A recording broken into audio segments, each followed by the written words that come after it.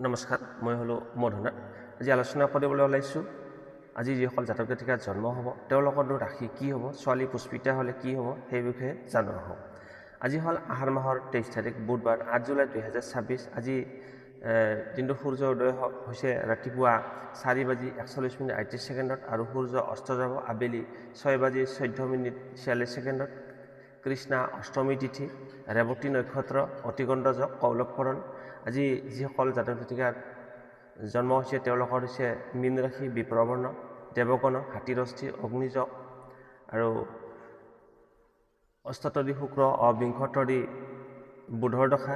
দিনৰ 11:58 যোৱাৰ পিছত হ'ব মেঘ ৰাশি, ক্ষত্ৰিয় বৰ্ণ, মতান্তৰে বৈশ্যবৰ্ণ, খৰাৰস্থি, মহেন্দ্ৰ যোগ পাব। বিংশতৰী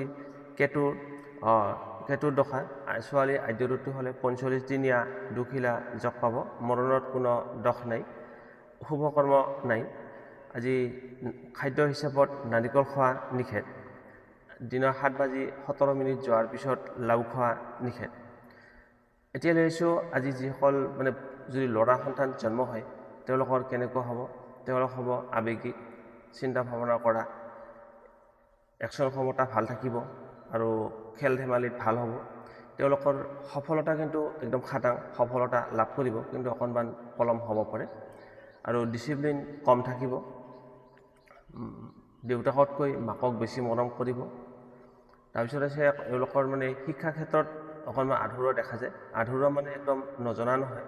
ধৰা হ'ল হাই ছেকেণ্ডাৰী পাছ কৰিলে, হাই ছেকেণ্ডাৰী পাছ কৰাৰ পিছত ডিগ্ৰীত এডমিশ্যন ল'লে, কিন্তু এবছৰ কৰ্চ কৰি বাদ দিলে, সেইটো হৈছে আধৰুৱা। আধৰুৱা এইটো নুবুজিব যে আপুনি নজনা বুলি নাভাবিব, জানে।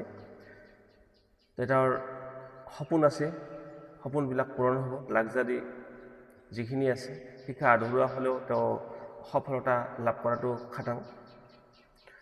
তাৰপিছত আছে যদি ছোৱালী আজিৰ দিনটোত জন্ম হয় তেওঁলোকৰ কেনেকুৱা হ'ব। যদি ছোৱালী জন্ম হয় তেওঁৰ আছে ৰাজযোগ। তেওঁৰ নিজা ইনকামৰ টকাৰে ঘৰ বান্ধিব, ভাল ঘৰ বান্ধিব পাৰিব আৰু মাটি লোৱা, ঘৰ বন্ধা সা সম্পত্তি কৰিব পাৰিব নিজৰ উপাৰ্জনৰ টকাৰে। একশ্যন ক্ষমতাটো এওঁলোকৰ ভাল থাকিব ছোৱালীসকলৰ। তেওঁ আৱেগিক হ'ব। নাৰ্ছৰ বিষয়ত ডক্টৰ লাইনত এওঁৰ বহুত ভাল থাকিব।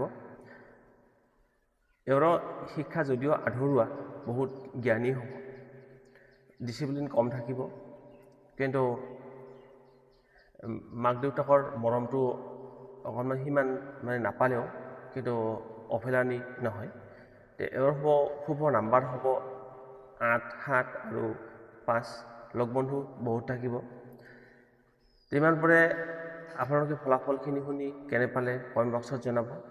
ভাল পালে লাইক, শ্বেয়াৰ আৰু চেনেলটো ছাবস্ক্ৰাইব কৰিবলৈ নাপাহৰিব।